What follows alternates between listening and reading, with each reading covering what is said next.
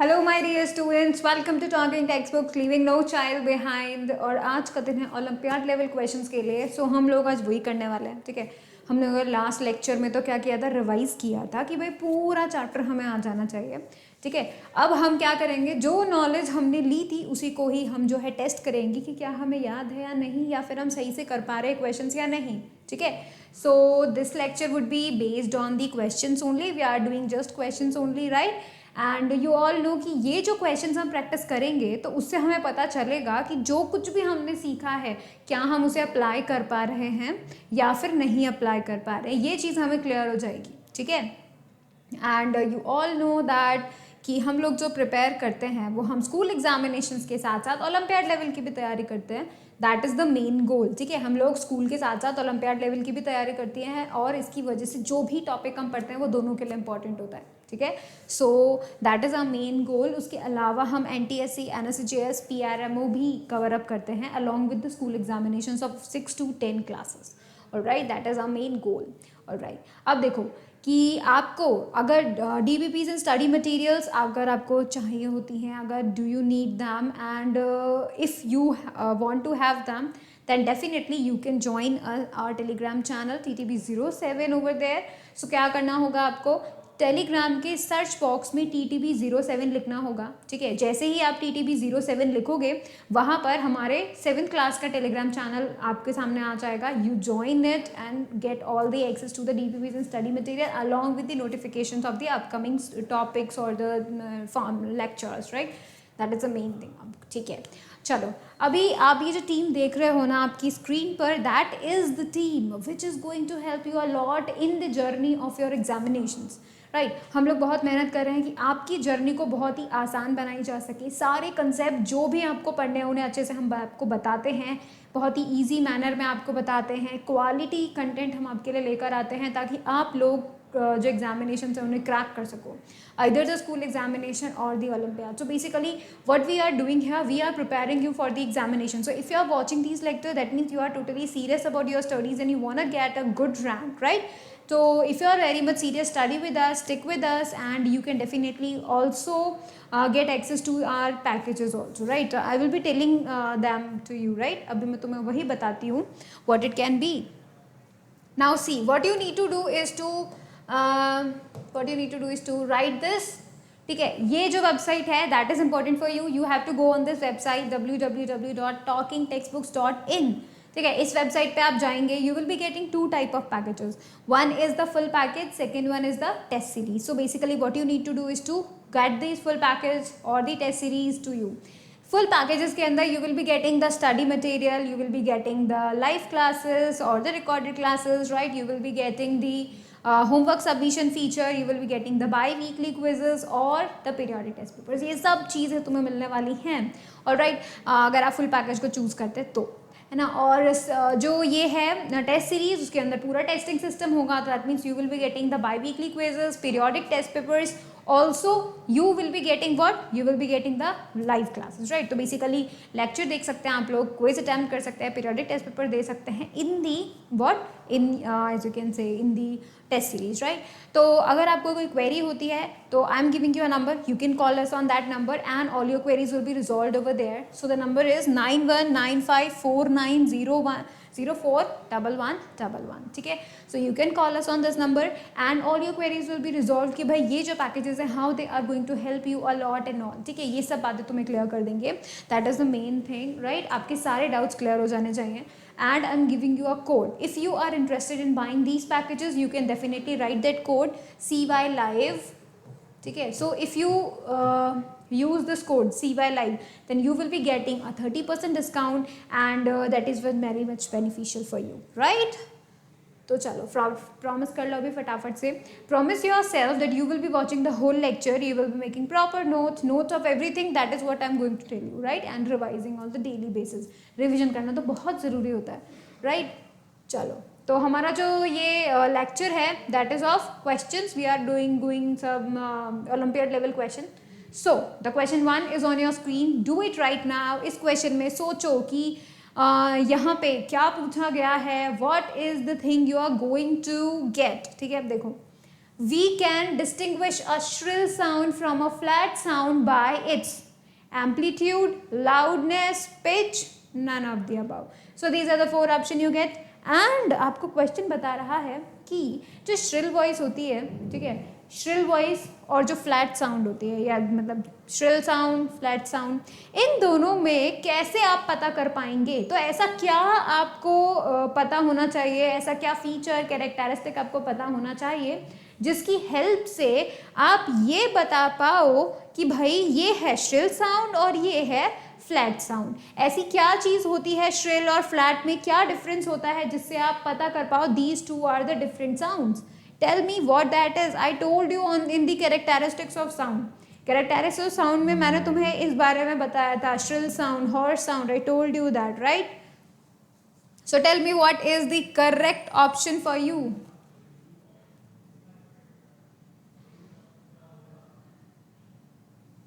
Make sure you do the right, मतलब जो भी आप ऑप्शन दे रहे हैं, make sure that that is the right one.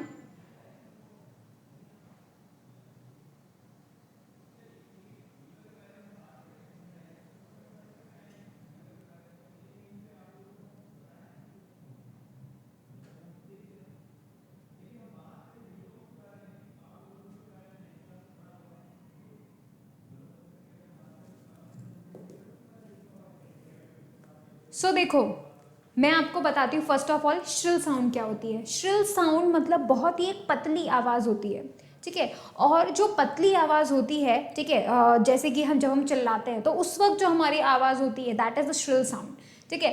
And वो जो श्रिल साउंड होती है वो हाई फ्रीक्वेंसी की होती है, alright, that is of the high frequency.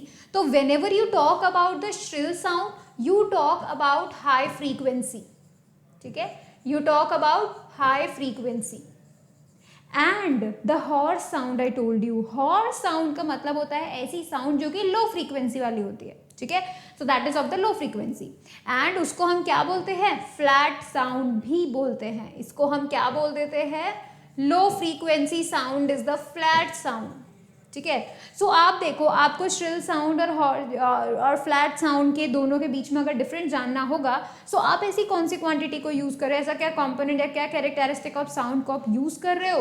That is frequency. Frequency is changing ना, high frequency, low frequency.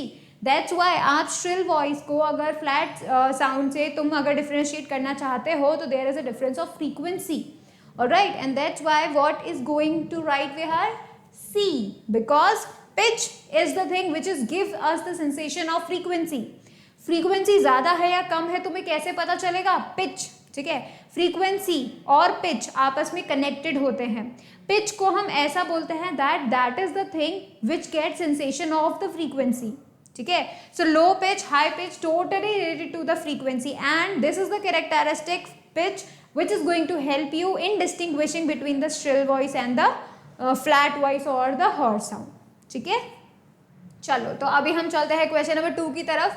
So question number 2 देखो, we can hear sound of frequency 10 hertz, 500 hertz, 1 lakh hertz और 50,000 hertz.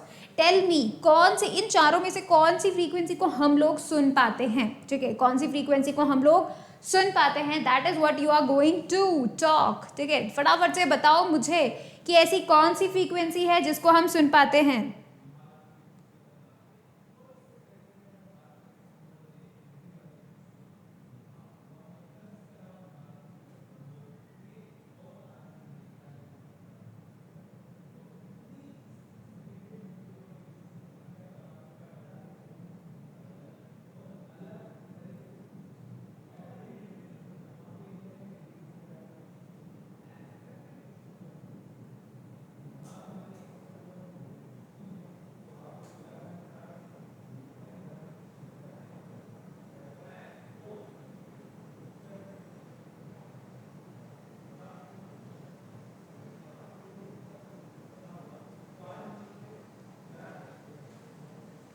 कर पाए तुम लोग पता?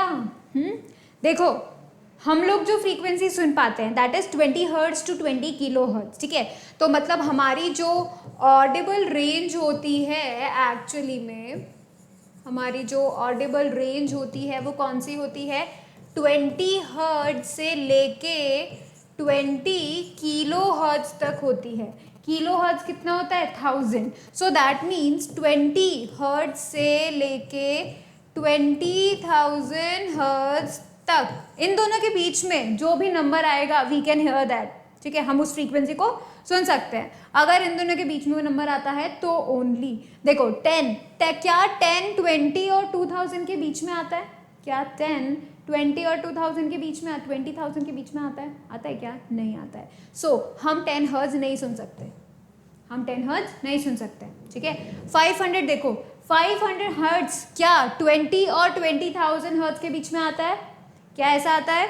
यस, तो हम लोग इसे सुन सकते हैं, हम 500 हर्ट्ज का फ्रीक्वेंसी को सुन सकते हैं, ठीक है।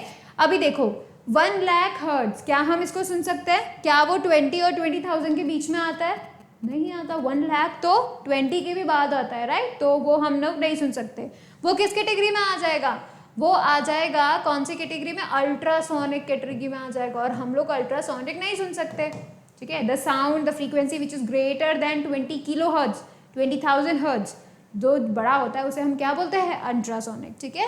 50,000 ये भी 20,000 से ज्यादा बड़ा है, राइट, तो हम इसे भी नहीं सुन सकते, ये भी अल्ट्रासोनिक हो गया। तो ये भी अल्ट्रासोनिक हो गया है ना, अल्ट्रासोनिक वेव, अल्ट्रासोनिक वेव। ये इंफ्रासोनिक हो गया। इंफ्रासोनिक वो वेव होती है जो 20 हर्ट्ज से नीचे होती है, इस 20 हर्ट्ज से नीचे होती है, ठीक है। तो हम इंफ्रासोनिक भी नहीं सुन सकते, तो भाई हम सिर्फ बी ऑप्शन वाला यानी 500 हर्ट्ज को सुन सकते हैं। That's why the B option is the correct one, ठीक है। चलो अभी हम क्वेश्चन नंबर 3 पे चलते हैं फटाफट से। पहले तो तुम इसे नोट करो ताकि हम चलें आगे, ऑलराइट। चलो अभी हम चलते हैं एंड हम लोग देखते हैं question number 3। Sound can not travel in gases, liquid, solid, vacuum. ये तो मैं कितनी बार तुम्हें बता चुकी, ये तो सबसे इजी क्वेश्चन है। बहुत सोचो, जल्दी बताओ कि जो साउंड है वो किस में ट्रैवल नहीं कर सकता? Gases, liquid, solids, vacuum. So मैंने तुम्हें बता रखा है कि साउंड की ट्रैवल इन एनी मीडियम, किसी भी मीडियम में जा सकता है, बट वैक्यूम में नहीं जा सकता, बिकॉज वैक्यूम के अंदर तो कोई पार्टिकल नहीं है, कोई मीडियम ही नहीं है, राइट। तो can not travel in vacuum, ठीक है, वैक्यूम में नहीं जा सकता। अगर इसका जो वो है ना, मतलब रीजन या फिर या बोलो फैक्ट, कि अगर मून पे कोई एक्सप्लोजन हुआ तो तुम्हें कभी सुनाई नहीं देगा, अर्थ तक वो एनर्जी पहुंचेगी ही नहीं, sound energy, because there is vacuum between the moon and the earth, ठीक है। तो तुम तक तो आवाज आएगी ही नहीं। चलो क्वेश्चन नंबर 4 की तरफ चलते हैं। सो क्वेश्चन नंबर 4 कहता है the minimum distance required between the source and the reflector so as to hear the sound in air is actually, ठीक है, hear the sound in air is, देखो 10 metre, 17 metre, 34 metre, 50 meter. तो so as to hear the sound, sound मान लेना यहाँ पे तुम लोग, है ना, साउंड इन एयर इज। तो मुझे बताओ हवा में साउंड का जाने के लिए क्या मिनिमम रिक्वायरमेंट है? क्या मिनिमम रिक्वायरमेंट है कि तुम्हें इको सुनाई दे, ठीक है। ये चीज तुम मुझे बताओगे, मैंने तुम्हें क्लास में बता चुकी है, मैं तुम्हें क्लास में बिल्कुल डिराइव करके लेकर आई थी, ये वैल्यू हम लोगों ने कैलकुलेट किया था क्लास में। तो तुम मुझे बताओ कि कितना होना चाहिए डिस्टेंस बिटवीन दी सोर्स, यानी जो साउंड प्रोड्यूस कर रहा है वो सोर्स, और रिफ्लेक्टर के बीच में कितना होना चाहिए डिस्टेंस, कितना मिनिमम डिस्टेंस होना चाहिए कि तुम्हें इको सुनाई दे? सोचो, जल्दी बताओ कितना होना चाहिए। That is 17 metre. 17 मीटर हम लोग लेके आए थे, है ना, रिमेंबर। चलो अभी हम चलते हैं क्वेश्चन नंबर 5 पे, ठीक है। क्वेश्चन नंबर 5 कहता है वेवलेंथ इज मेजर्ड इन, ये तो मैं तुम्हें बता चुकी, बहुत ही बढ़िया तरीके से बता चुकी, अगर तुम्हें याद होगा तो तुम जरूर बता पाओगे। सो टेल मी कि वेवलेंथ को हम किस में मेजर करते हैं? वेवलेंथ को हम किस में मेजर करते हैं? क्या ऐसी क्वांटिटी है जिसमें हम वेवलेंथ को मेजर करते हैं? क्या, पहले तो तुम मुझे बताओ वेवलेंथ क्या होती है। First of all you have to tell me what is wavelength. So जो वेवलेंथ होती है उसकी जब हम डेफिनेशन लिखते हैं, ठीक है, उसकी जब हम डेफिनेशन लिखते हैं तो क्या लिखते हैं? हम लिखते हैं distance traveled by the particle in one vibration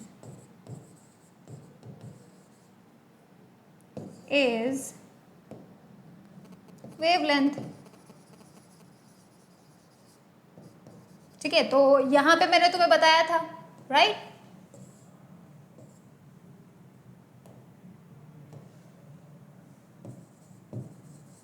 ठीक है, तो मैंने तुम्हें बताया था वेवलेंथ क्या होता है, distance travel by in one vibration.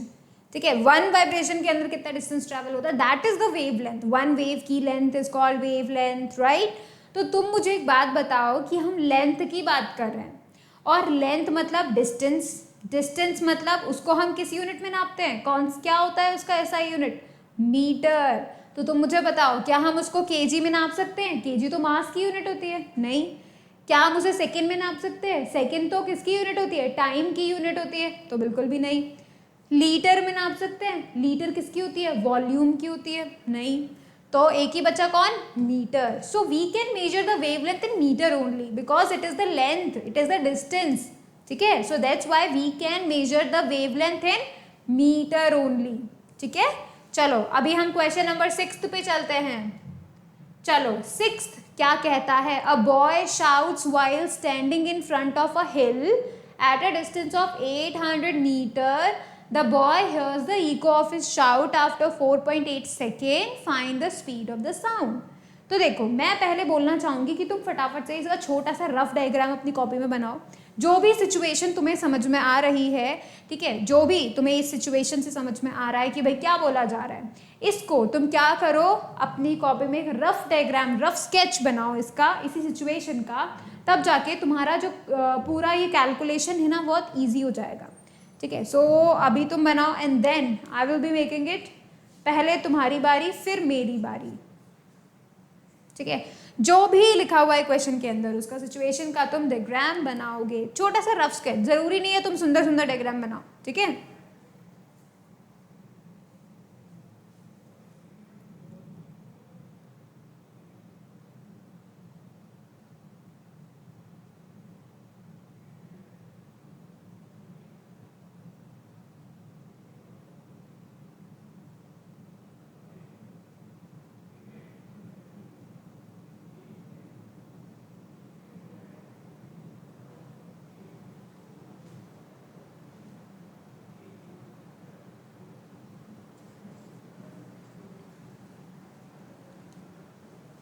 बना लिया सब ने डायग्राम. चलो अभी मैं तुम्हें डायग्राम बना कर बताती हूँ. ठीक है, तो मैं डायग्राम बना रही हूँ, है ना, और मैंने बना दिया ये लड़का जो कि शाउट करता है. ठीक है, और फिर मैंने बना दिया एक हिल जो कि हिल है, डेफिनेट सी बात है. अब देखो क्या बोला जा रहा है, a boy shouts while standing in front of a hill. Hill के सामने खड़ा होके ये बच्चा क्या कर रहा है, शाउट कर रहा है. ठीक है, at a distance of 800 metre. कितनी दूरी पे है, 800 मीटर की दूरी पे. मतलब बच्चा और हिल के बीच में कितना डिस्टेंस है, 800 मीटर. ठीक है, ये चीज तुम्हें पता चल गई. The boy hears the eco of A shout after 4.8 second. कितना टाइम लगा, कितना टाइम लगा इको को वापस आने, मतलब आवाज को, इको को वापस आने में, उसको कान तक आने में कितना टाइम लग गया, 4.8 सेकेंड. तो अब तुम्हें स्पीड निकालनी है साउंड की. कितना इजी हो गया अब तो. डायरेक्ट पुट करो फॉर्मूले में and calculate the speed of the sound. जल्दी से डायरेक्ट पुट करो और फटाफट से इसको सॉल्व करो. ठीक है, बहुत इजी हो गया यार, अब तो बहुत ज़्यादा इजी हो गया.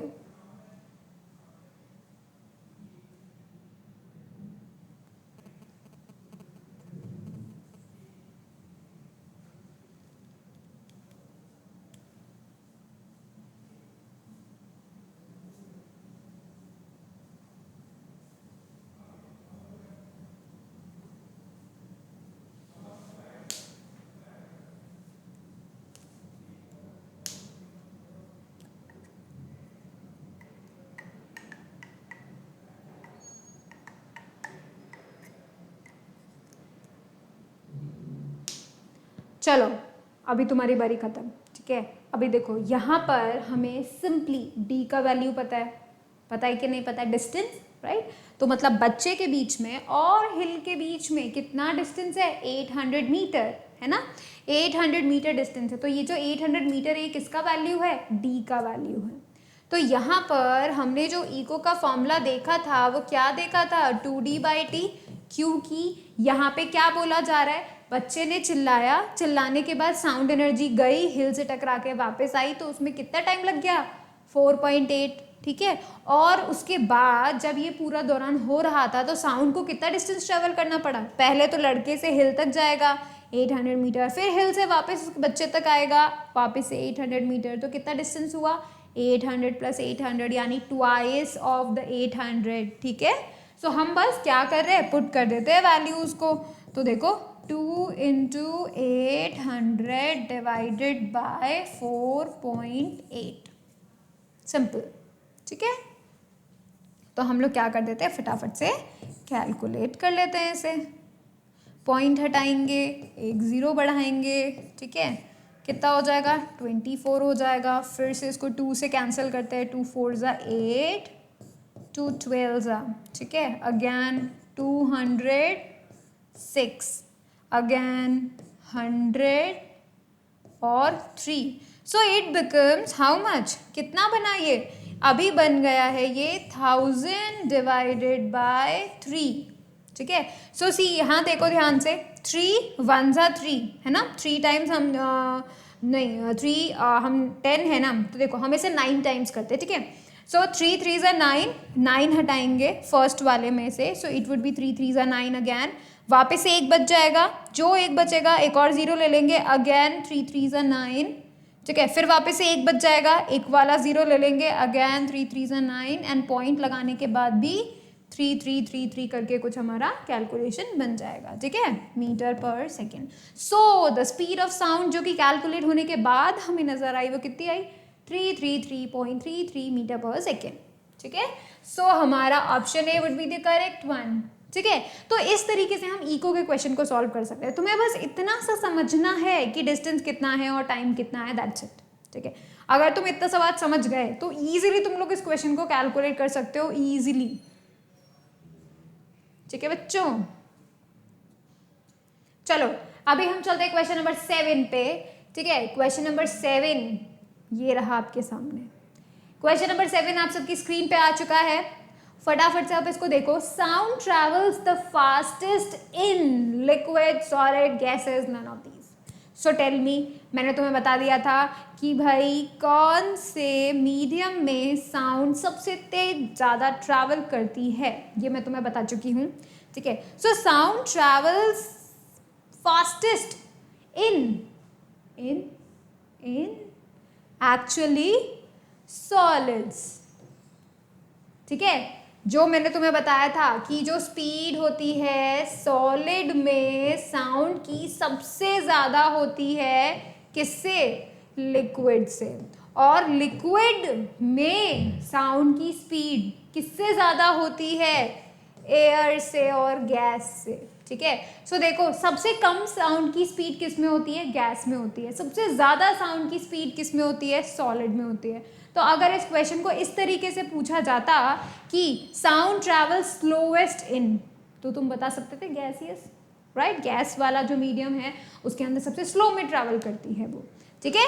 ये तो इसी वजह से हम कह सकते हैं कि हमारा जो बी ऑप्शन है वो करेक्ट ऑप्शन है, ऑलराइट। चलो अभी हम मूव करते हैं क्वेश्चन नंबर 8 पे, और क्वेश्चन नंबर 8 जो है वो ये रहा। क्वेश्चन नंबर 8 जो है वो ये रहा। अब तुम मुझे बताओ कि भाई यहाँ जो बोला जा रहा है वो क्या बोला जा रहा है। इसमें बोला गया है this measures the intensity of sound. Option है Doppler effect, pitch, decibel, noise. तो you need to tell me ऐसी कौन सी क्वांटिटी या यूनिट या होता है जिसको हम क्या करते हैं, इंटेंसिटी ऑफ साउंड को जिसमें मेजर करते हैं, वो चीज़ तुम्हें मुझे बतानी है, ठीक है। So tell me this measure the intensity of the sound, tell me. क्या मैंने तो बताई दी, क्या यूनिट होती है इंटेंसिटी की, इंटेंसिटी ऑफ साउंड की क्या यूनिट होती है? आई टोल्ड यू दैट किसमें हम लोग इंटेंसिटी ऑफ साउंड को मेजर करते हैं?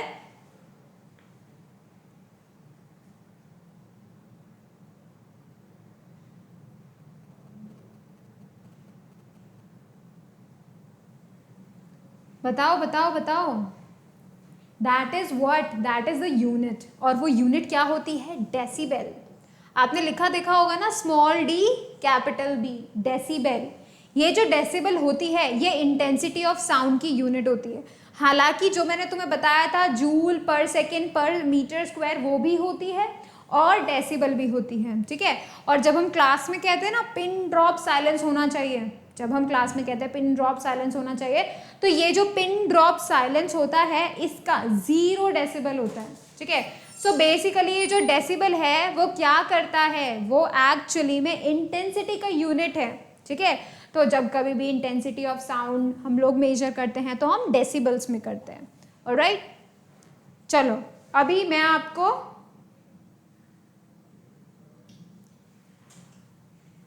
अभी मैं तुम्हें नेक्स्ट क्वेश्चन देती हूँ, question number 9। Which of the following graph shows the loud sound? कौन सा ग्राफ लाउड साउंड बता रहे? वैसे मैं तुम्हें ग्राफ दिया नहीं है, so I am making the graph one by one. I am making all the option, so make sure you do it correctly, ठीक है। यहां से तुम्हें टेस्टिंग हो जाएगा। So I am making it, ठीक है। This is the displacement, this is the time, ठीक है, and I am making a wave. मैंने साउंड वेव का ग्राफ बना दिया है, ठीक है। ऑप्शन ए तैयार है। ऑप्शन बी में भी मैं वही काम कर रही हूं, ठीक है।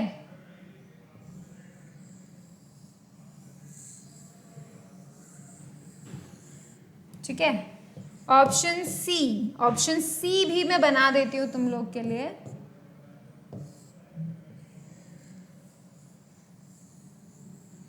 ऑलराइट, अभी मैं option D, none of these. Option D है हमारा, क्या है? None of these. चलो अभी देखो, मैंने तुम्हें 4 ऑप्शंस दिए हैं, option A B C D. इन चारों ऑप्शंस में तुम्हें मुझे ये बताना है कि लाउड साउंड कौन सा ऑप्शन रिप्रेजेंट कर रहा है, ठीक है। Loud sound, remember loud sound के बारे में मैंने तुम्हें जो कुछ भी बताया है वो सब का सब इसमें यूज होने वाला है, alright. So remember remember remember. चलो फटाफट से सोचो और मुझे बताओ कौन सा ऑप्शन इसमें करेक्ट होगा, ए बी सी या फिर डी। नन ऑफ दीज भी हो सकता है, ठीक है। मैं पहले ही बता दूं तुम लोगों को,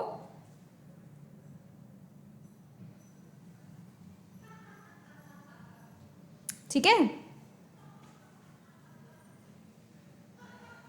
सो make sure that you do the correct option, ठीक है। करेक्ट ऑप्शन को चेक करो, ऑलराइट। तो तुम मुझे बताओ कि जो लाउड साउंड होता है उसमें क्या ऐसा कैरेक्टरिस्टिक यूज होता है? जब हम लाउडनेस की बात करते हैं तो ऐसा कौन सा कैरेक्टरिस्टिक साउंड का यूज हो रहा होता है वहां पे? हम किस तरीके से मेंशन करते हैं लाउड साउंड को?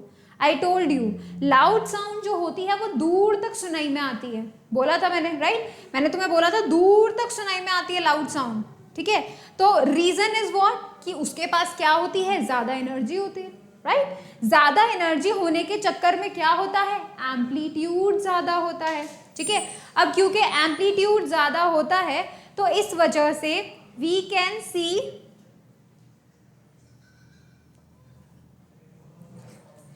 देखो तो यहाँ पे जो एम्पलीट्यूड ज्यादा होता है एक्चुअली में वो इसी वजह से होता है क्योंकि ज्यादा एनर्जी हिट करती है, ठीक है। साउंड एनर्जी अगर ज्यादा एनर्जी हिट करेगी पार्टिकल्स को तो पार्टिकल्स दूर तक जाएंगे and that shows the large amplitude, right. And I told you, जितना ज्यादा डिस्टेंस होगा डिस्प्लेसमेंट, जितना ज्यादा डिस्प्लेसमेंट होगा उतना ही ज्यादा एम्पलीट्यूड होगा, दैट मीन्स उतना ही लाउड साउंड होगी। That's why I can say कि जो ये बी ऑप्शन है ना ये करेक्ट ऑप्शन है। ये B option is telling you, what is telling you? Actually the loud sound, the high amplitude sound, ठीक है। और अगर मैं तुमसे पूछती कि भाई मुझे ये बताओ कि इसमें लो साउंड कौन सी, सॉफ्ट साउंड जिसमें हम बोल सकते हैं, ठीक है, जो जिसमें कम एनर्जी होती है, अगर मैं तुमसे वो पूछती तो तुम क्या बोलते? ऑप्शन ए करेक्ट है, ठीक है। सॉफ्ट साउंड के चक्कर में हम बोलेंगे ऑप्शन ए, क्योंकि उसका एम्पलीट्यूड बहुत छोटा है, और बी ऑप्शन में एम्पलीट्यूड बहुत ज़्यादा है, that is the loud sound, ठीक है। So you need to make sure that you do not do this answer, जो है ना इसे गलत नहीं करना है आपको।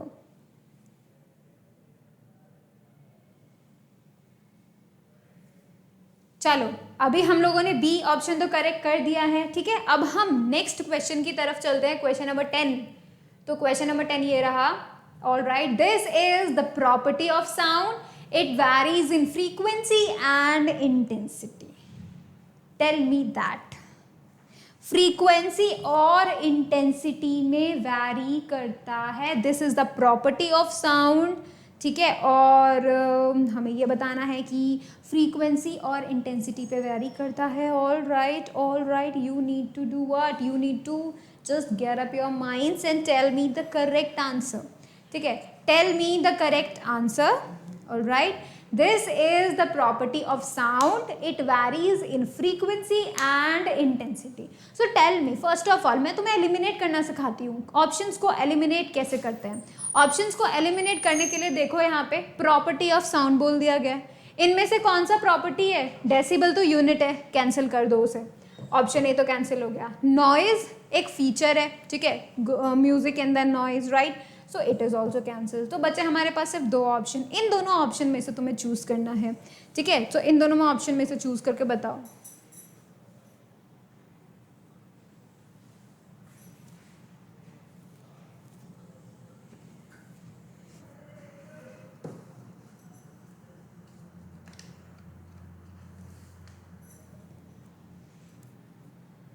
ठीक है, तो तुम फटाफट से पिच और लाउडनेस, दो ही ऑप्शंस बचे हैं।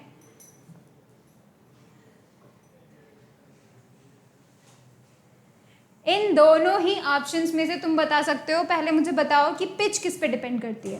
पिच जो है वो क्या, मैंने तुम्हें अभी बताया था कि वो एक सेंसेशन होता है, किसका? फ्रीक्वेंसी का सेंसेशन होता है। तो ऑब्वियस सी बात है पिच डिपेंड करेगी, ऑफ कोर्स पिच डिपेंड करेगी। So it is the property of sound which varies in frequency and intensity. What is that? Pitch, ठीक है। So option B would be the correct one, ठीक है। इसे फटाफट note करो क्योंकि ये जरूरी है, इंपॉर्टेंट है। फिर हम जाएंगे क्वेश्चन नंबर 11 पे and we will be doing that question only, ठीक है। चलो फटाफट से इसे लिख लो, फटाफट से लिख लो इसे।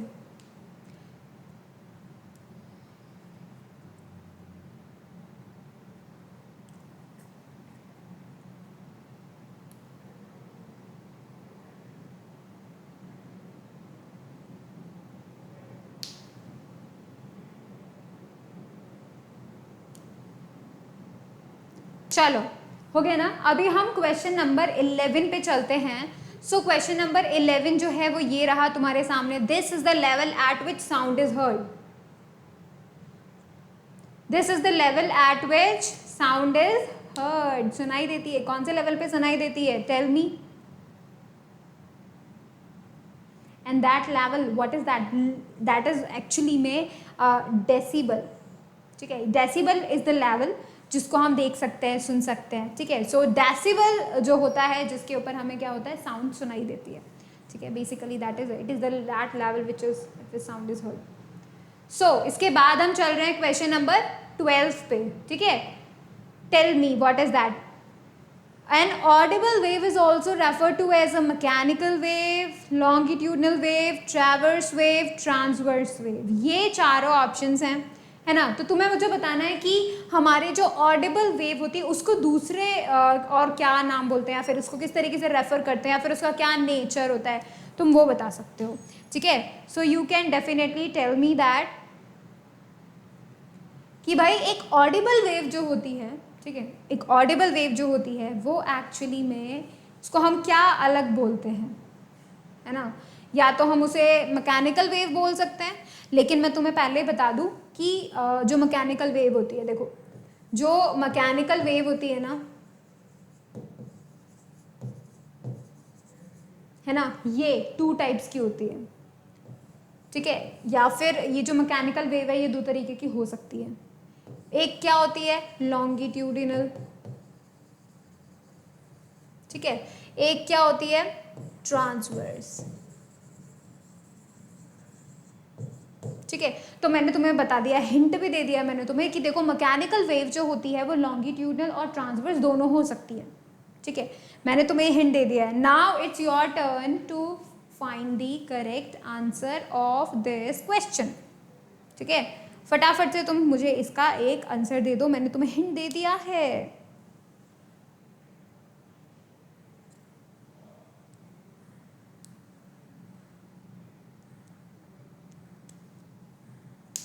अब तुम्हें कुछ पता चल रहा है, देखो मैं तुम्हें बताती हूँ कि ये जो मैकेनिकल वेव है वो एक्चुअली में दो हो सकती है। मतलब ये जो मैकेनिकल वेव है वो लॉन्गिट्यूडनल भी हो सकती है और ट्रांसवर्स भी हो सकती है।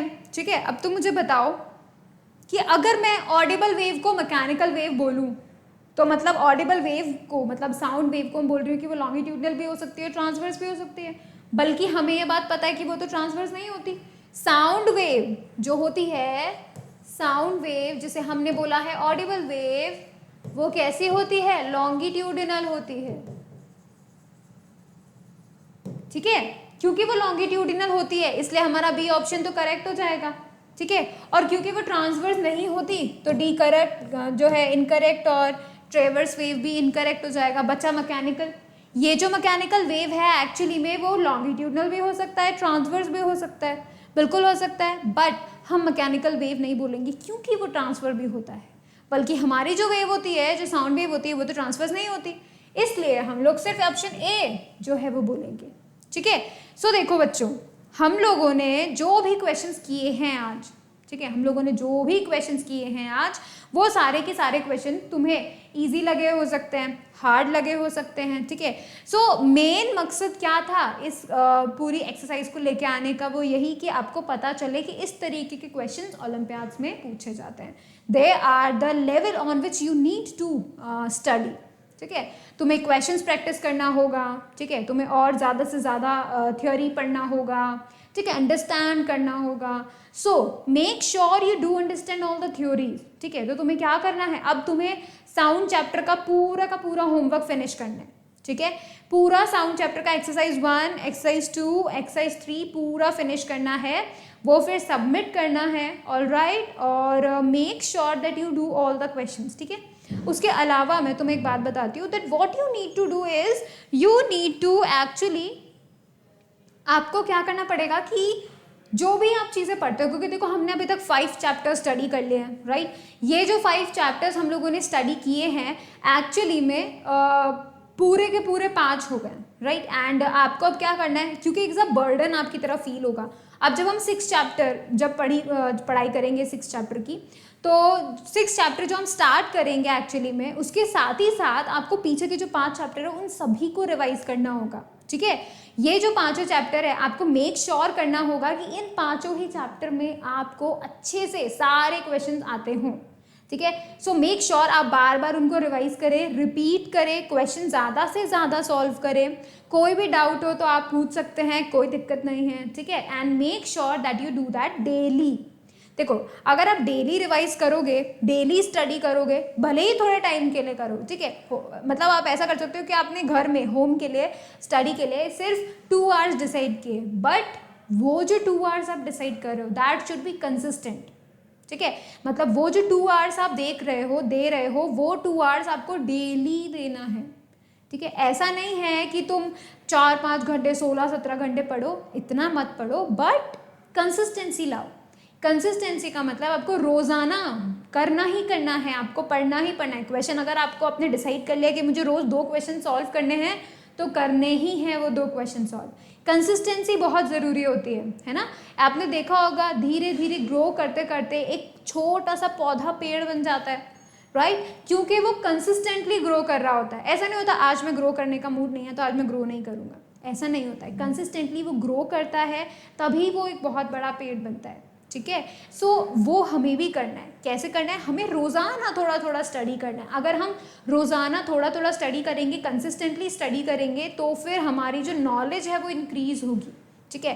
फर्स्ट ऑफ ऑल तुम्हारे दिमाग में माइंडसेट हो जाएगा कि भाई पढ़ने का टाइम है तो हमें पढ़ना है, ये दिमाग में माइंडसेट आ जाएगा। साथ ही साथ तुम्हें इस बात का भी फिर रहेगा कि तुम रोजाना कुछ ना कुछ कर रहे हो, तो you can see your progress on your own, ठीक है। तुम अपना खुद से प्रोग्रेस देख पा रहे हो, and that is the main thing, है ना। हमें प्रोग्रेस करना है, हमें इम्प्रूव करना है खुद को, ठीक है। सो मेक श्योर कि आप वीकली क्विजेस को अटेम्प्ट कर रहे हो, ठीक है। वीकली क्विजेस को अटेम्प्ट करो हमारे वेबसाइट पे जाके, यानी www.talkingtextbooks.in की वेबसाइट पे जाके आप वीकली क्विज को अटेम्प्ट कर सकते हो, ठीक है। तो ये जो आप देख सकते हैं एक्चुअली में कि जो वीकली क्विज आप लोग अटेम्प्ट करेंगे, आपको वीकली क्विज अटेम्प्ट करते वक्त ही पता चल जाएगा कि आपको कितने कितने क्वेश्चंस आ रहे हैं, ठीक है। क्योंकि उसमें आपको क्या करना पड़ता है, हम जानबूझ के थोड़ा रखते हैं कि उसके अंदर थोड़ा सा आपको लेवल के क्वेश्चंस मिल सके। It can be easy of course, पूरा आप जो देखते हैं ना, पूरे के पूरे क्विज जो आप अटेम्प्ट करते हैं उसके अंदर भी, but you need to attempt all the quizzes, ठीक है। सारे ही क्विजेस को आपको क्या करना है, अटेम्प्ट करना है। एक वीक में ट्वाइस बार आपको अटेम्प्ट करना है, ठीक है। So make sure you do that. And अब आपको क्या करना है, इस चैप्टर का रिवीजन करना है, ठीक है। अब देखो ध्यान से सुनो कि रिवीजन क्यों इंपॉर्टेंट होता है। वो इसलिए, देखो मैं तुम्हें बताती हूँ कि देखो हमारा जो ब्रेन होता है क्या करता है, वो इन्फॉर्मेशन लेता है, ठीक है। तुमने आज पढ़ाई की, तुमने आज बहुत अच्छे से पढ़ाई की, तो तुमने क्या किया, अपने ब्रेन में ये इन्फॉर्मेशन अपने ब्रेन को दे दी, ठीक है। तुमने इन्फॉर्मेशन अपने ब्रेन को दे दी। अब ब्रेन क्या करेगा, उसको थोड़े दिनों के लिए संभाल के रखेगा, ठीक है। जो ब्रेन है, जो तुमने आज पढ़ा है, उसको अच्छा खासा उसको इन्फॉर्मेशन मिल गया है, ठीक है। तो क्या करेगा, वो थोड़े दिनों के लिए संभाल के रखेगा। फिर अगर तुम उस इन्फॉर्मेशन को रिवाइज नहीं करोगे तो ब्रेन सोचेगा कि ये इन्फॉर्मेशन फ्यूचर में यूज नहीं होने वाली, तो वो उसको क्या कर देगा, कचरे में फेंक देगा, ठीक है। वो उसको डिस्ट्रॉय कर देगा।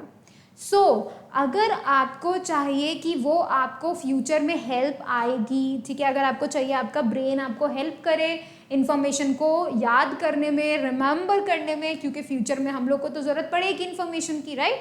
जो क्वेश्चंस हम देख रहे हैं, टॉपिक्स हम देख रहे हैं, फॉर्मूलेज हम देख रहे हैं, ठीक है, ये तो ज़रूरत पड़ेगी फ्यूचर में आके, ठीक है। तो तुम्हें क्या करना होगा, तुम्हें एक्चुअली में रिवाइज करना होगा, क्योंकि ब्रेन को तो तुम सिग्नल दोगे भाई कि तुम बताना पड़ेगा ना ब्रेन को कि ब्रेन ये बहुत ज़रूरी है, तुम्हें इसे संभाल के रखना है ना, ये तुम्हें बताना पड़ेगा। ये तुम कैसे बताओगे, कि ब्रेन को कैसे बताओगे ये इन्फॉर्मेशन बहुत ज़रूरी है, इसे तुम्हें संभाल के रखना पड़ेगा क्योंकि हमको फ्यूचर में ये यूज़ आने वाली है ये इन्फॉर्मेशन। ये सिग्नल देने के लिए ब्रेन को तुम्हें क्या करना पड़ेगा, रिवाइज करना पड़ेगा, बार बार याद करना पड़ेगा, ठीक है। तो क्या होगा, तुमने आज पढ़ा, ठीक है, तुम आज पढ़ोगे, अच्छे से पढ़ोगे, ब्रेन क्या करेगा, संभाल के रखेगा उसको, ठीक है।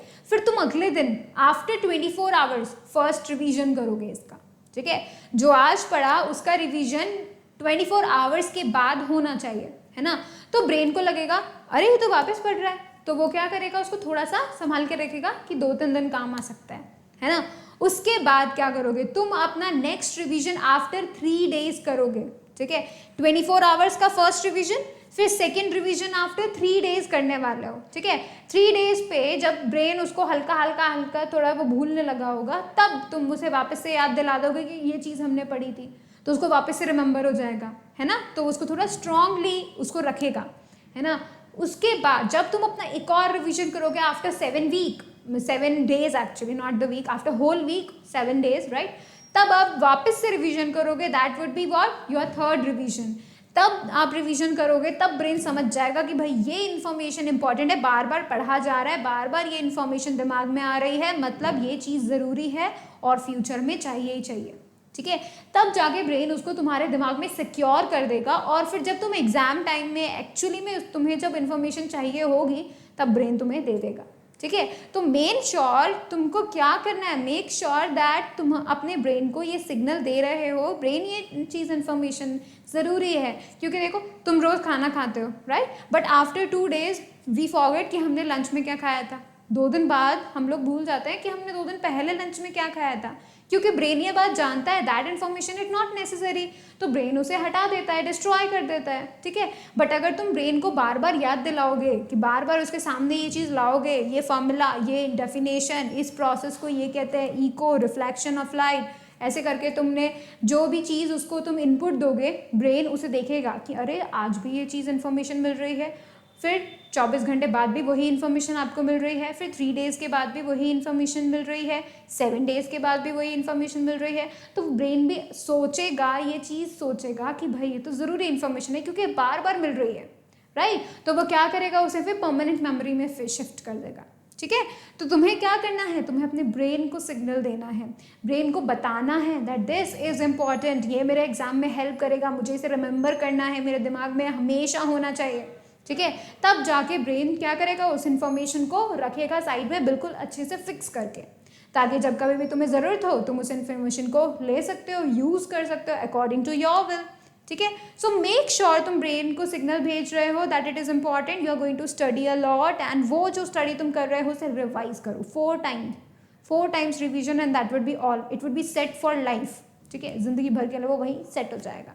Alright, so what you need to make sure, you need to make sure कि भाई तुम अपनी जो भी रिविजन कर रहे हो वो पक्का रिविजन होना चाहिए, है ना। अपने दिमाग में बिठाने के लिए तुम्हें ये काम तो करना ही पड़ेगा। ऑलराइट, चलो अभी मैंने तुम्हें एक ट्रिक बता दी है, so that was it, but हमारे पास एक और जो है क्वेश्चन बच गया है। चलो देखो, the behaviour of sound is also affected by what, जो साउंड का बिहेवियर है स्पीड बिहेवियर में आती है, काउंट होती है। तो तुम देखो लिक्विड गैसेस मोशन, इससे कुछ फर्क पड़ता है नहीं, बट टेम्परेचर से पड़ता है। If you increase the temperature of the sound, अगर तुम साउंड का टेम्परेचर बढ़ा देते हो, not the sound, actually sound का टेम्परेचर कैसे बढ़ाओगे, that is just an energy. अगर तुम मीडियम का टेम्परेचर बढ़ा देते हो, ठीक है, गैस लिक्विड सॉलिड उनका टेम्परेचर बढ़ा देते हो, तो साउंड की स्पीड भी बढ़ जाती है, इंक्रीज हो जाती है, ठीक है। सो मेक श्योर कि भाई ये जो साउंड के बारे में हम लोगों ने स्टडी किया है इसको तुम रेगुलरली रिवीजन करो, बिकॉज ये भी बहुत ज़रूरी है, हमें पता होना चाहिए कि साउंड एक्चुअली किस चीज़ पे डिपेंड करती है, उसका स्पीड जो है वो किस चीज़ पे डिपेंड करता है, ठीक है। तो जो टेम्परेचर है उस पर डिपेंड करता है साउंड का स्पीड, टेम्परेचर ज़्यादा होगा तो स्पीड भी बढ़ जाती है, ठीक है। सो you need to make sure to remember all these facts. So thank you so much for watching the video. Please like it, share it, subscribe it, and do not forget to click on the bell icon so that you will remain notified for the upcoming video. Thank you so much.